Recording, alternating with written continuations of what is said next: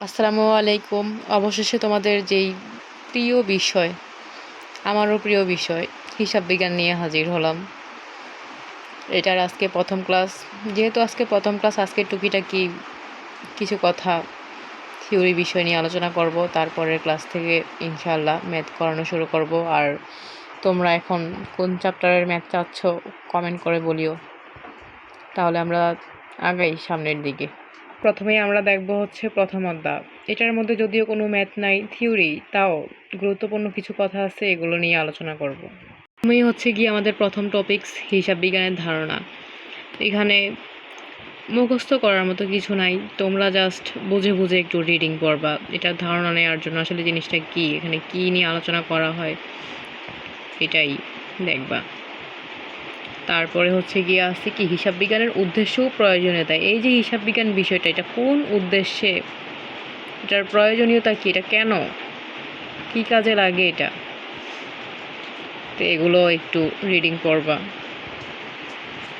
তারপরে হচ্ছে আমাদের যে হিসাব বিজ্ঞানের উৎপত্তি ও ক্রমবিকাশ, কীভাবে হিসাব বিজ্ঞানের উৎপত্তি হয়েছে, এটার ক্রমবিকাশ কীভাবে ধীরে ধীরে এটার বিকাশ হয়েছে জানবা।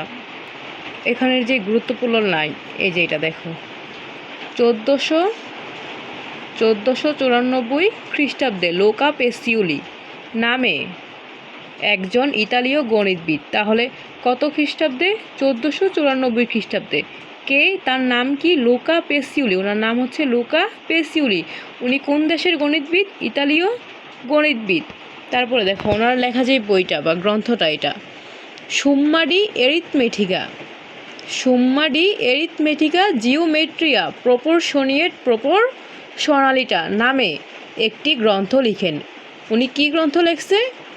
সুম্মারি এরিথমেটিকা জিওমেট্রিয়া প্রপোরশনিয়েট নামে একটা গ্রন্থ লিখছে। আর এটা দিয়ে মূলত কি করছে, হিসাব বিজ্ঞানের যে মূল নীতি, দুতরফা দাখিলা, ডাবল এন্ট্রি, বাংলায় হচ্ছে কি দুতরফা দাখিলা, আর ইংলিশে হচ্ছে ডাবল এন্ট্রি ব্যাখ্যা করা হয়। তাহলে কোন বইয়ে দুতরফা দাখিলা পদ্ধতি ব্যাখ্যা করা হয়েছে? এই যে লুকা পেসিউলি, যে গণিতবিদ, ইতালীয় গণিতবিদ, ওনার গ্রন্থের নাম কি? সুম্মারি এরিথমেটিকা জিওমেট্রিয়া প্রপোরশনালিটা। এই যে গ্রন্থের নামটা, এটা সুন্দর করে মুখস্থ করে নিবা সবাই। আর গ্রন্থটা কত সালে প্রকাশ করা হয়? 1494 সালে। কে লিখছে এটা, কার গ্রন্থ? লুকা পেসিউলির গ্রন্থ। উনি কোন দেশের গণিতবিদ? ইতালীয়। তারপরে হচ্ছে এখানে আর তেমন কিছু নাই। এখানে কি আছে? হিসাব তত্ত্বের ব্যবহারকারী। এই যে আমাদের যে হিসাব আছে, এগুলো কারা কারা ব্যবহার করতে হবে, এটা তোমার কয় ভাগে ভাগ করছে? 2 ভাগে ভাগ করা হয়েছে। অভ্যন্তরীণ ব্যবহারকারী আর কি বাহ্যিক ব্যবহারকারী, মানে কি ব্যবসায়ের ভিতর থেকে কারা কারা এই যে তথ্যটা ব্যবহার করতে পারবে, আর বাহিরের কারা কারা জানতে পারবে হিসাবের তথ্য। তো অভ্যন্তরীণ ব্যবহারকারী হচ্ছে কারা? মালিক ও ব্যবস্থাপক। আর বাহ্যিক ব্যবহারকারী হচ্ছে ঋণ প্রদানকারী, সরকার, পাওনাদার, কর্মচারী ও কর্মকর্তা। তাছাড়াও আছে কি হিসাব নিরীক্ষক, বিনিয়োগকারী, ভোক্তা এবং অন্যান্য সংশ্লিষ্ট ব্যক্তি ও প্রতিষ্ঠান। একবার রিডিং দিয়ে নিবা, একটু মাথায় যে তুমি তথ্যটা জানলা, একবার রিডিং করে নিলে ভালো হয়। তারপরে হচ্ছে এখানে এগুলা আর তেমন কিছু দেখতেছি না। তারপরে এইটা একটু রিডিং পড়বা যে মূল্যবোধ সৃষ্টিতে জবাবদিহি প্রক্রিয়ায় হিসাব বিজ্ঞানের ভূমিকা। হচ্ছে গিয়ে কি চ্যাপ্টার এটা শেষ। এখন তোমাদেরকে যে আমরা তো ম্যাথের সাবজেক্ট ম্যাথ করব, শুধু থিওরি পড়ার তো তেমন দরকার নাই। থিওরি পড়ার দরকার নাই, কি জানার দরকার আছে। ম্যাথ করার আগে তুমি এটার বেসিক যে জিনিসগুলো, বেসিক ব্যাপারগুলো, এগুলো তো জানতে হবে। আর তাছাড়া এখন হচ্ছে তোমার কি 50 নাম্বার হচ্ছে সৃজনশীল, আর বাকি আছে আরও কত নাম্বার? আরও 20 নাম্বার হচ্ছে সংক্ষিপ্ত। এই যে সংক্ষিপ্তর মধ্যে তোমার বাংলা থিওরি আসতে পারে, আবার ছোটোখাটো ম্যাথ তো দেয় না সংক্ষিপ্ত, তাই থিওরি ছোটো ছোটো যে বাংলা প্রশ্নগুলো হিসাব বিজ্ঞানের, যেটা তো এগুলো লিখতে হবে তোমার, কি থিওরি জানতে হবে, পড়তে হবে। তারপর বেসিক জানার জন্য তোমার এগুলো পড়া দরকার। এই জন্য একবার রিডিং পড়ে নিবা, রিডিং পড়ে নিলে তো কোনো সমস্যা নাই।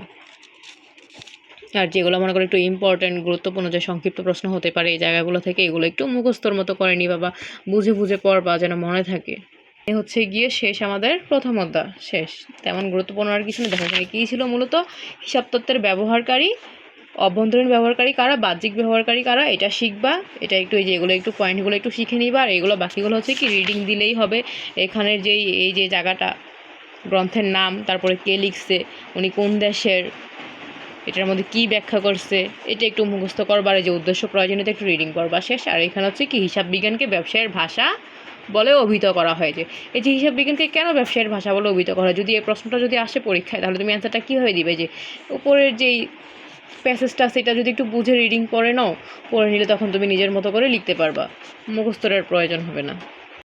শেষ আমাদের এখানেই আসছে প্রথম অধ্যায়। তারপরে হচ্ছে গিয়ে দ্বিতীয় অধ্যায় দেখি কি আছে। দ্বিতীয় অধ্যায় হচ্ছে গিয়ে কি লেনদেন, লেনদেনের প্রকৃতি বা বৈশিষ্ট্য, লেনদেনের ধারণা, লেনদেন শব্দটা কীভাবে আসছে, কোথা থেকে আসছে, এটার আবিধানিক অর্থ কী, বৈশিষ্ট্যগুলো এগুলো একটু রিডিং পড়বা। লেনদেনের বৈশিষ্ট্য এটা দেখো, ব্যবসায়ে কিন্তু কি অনেক ধরনের ঘটনা ঘটে, তো সকল ঘটনায় কি লেনদেন হবে না, সকল ঘটনা কখনোই লেনদেন হয় না।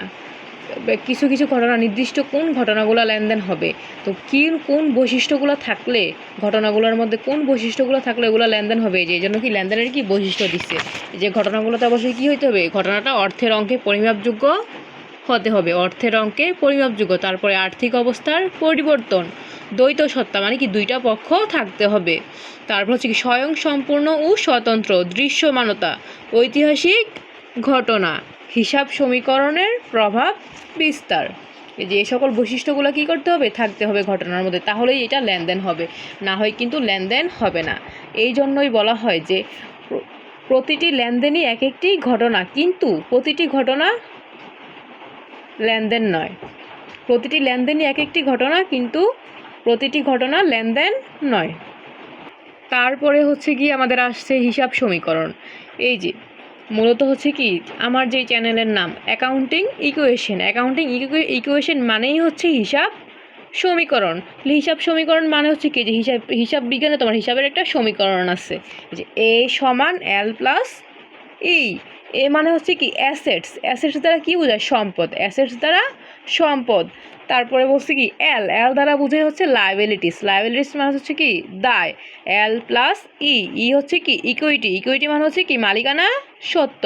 তাহলে তোমার কি দায় আর মালিকানা সত্ত্ব যোগ করলে কার সমান হবে, সম্পদের সমান হবে। এই সমীকরণটা মুখস্থ করে নিবা, যে এ সমান এল প্লাস উই, অথবা এ is equal L plus E.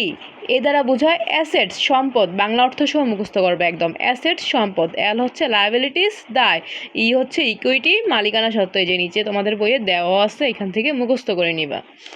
তারপরে হচ্ছে যে সংক্ষিপ্ত প্রশ্নের জন্য তোমাকে এখন এগুলো পড়তে হবে। আগে দেখা গেছে এগুলো জাস্ট রিডিং পড়ে বুঝলেই হতো, আর ম্যাথগুলো বুঝে বুঝে করতাম, ম্যাথ করলেই হতো, কিন্তু এখন তোমার কি কিছু থিওরিও মুখস্থ করতে হবে সংক্ষিপ্ত প্রশ্নের জন্য। তো এখানে তোমাকে সম্পদ সম্পর্কে একটা সংজ্ঞা দেওয়া আছে, সম্পদ বলতে কি বোঝায়, তারপরে কয়েকটা উদাহরণ, দায় বলতে কি বোঝায়, মালিকানা সত্ত্ব কি বোঝায়।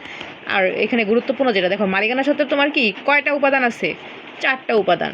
মালিকানা সত্ত্বের কয়টা উপাদান আছে, 4টা উপাদান। হচ্ছে কি মালিকের বিনিয়োগ, মালিকের বিনিয়োগ মানে হচ্ছে মূলধন, যা নিয়ে সে ব্যবসা শুরু করে। তারপর হচ্ছে আয়, আয় কীভাবে হয় একটি প্রতিষ্ঠানে, বিক্রির মাধ্যমে, তার আরও অন্যান্য মাধ্যম আছে, আয় হয়। তারপরে উত্তোলন, ব্যয় বা খরচ, এগুলো হচ্ছে কার উপাদান, মালিকানা সত্ত্বের উপাদান।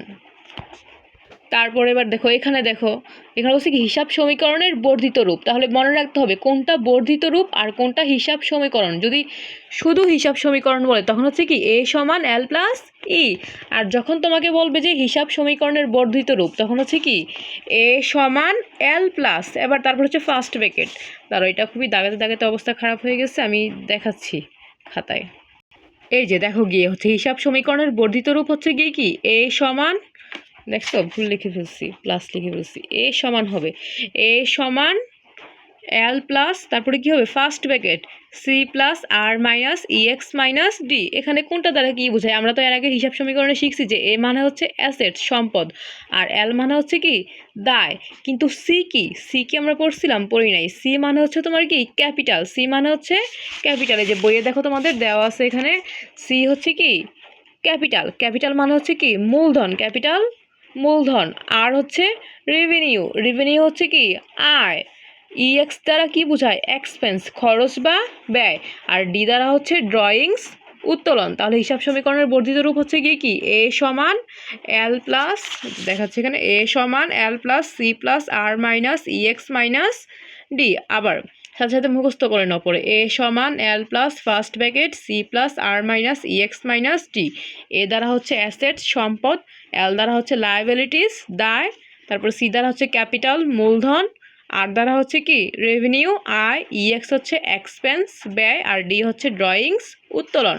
আর বাংলায় বললে হচ্ছে কি হিসাব সমীকরণের বর্ধিত রূপটা সম্পদ সমান দায় প্লাস মূলধন প্লাস রেভিনিউ বা আয় মাইনাস খরচ মাইনাস উত্তোলন।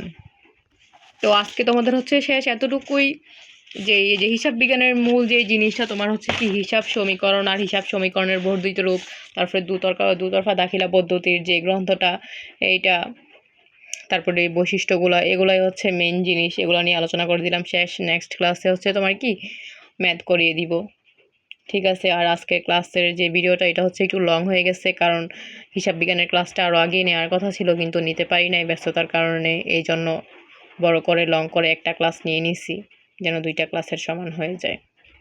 ঠিক আছে, আল্লাহ হাফেজ। তোমরা ক্লাসটা ভালো করে দেখো, বুঝে নিও, আর কমেন্ট করে বলিও যে ম্যাথ কোন চ্যাপ্টার থেকে শুরু করলে তোমাদের ভালো হয়। যে চ্যাপ্টার বলবা ওই চ্যাপ্টার থেকেই শুরু করব।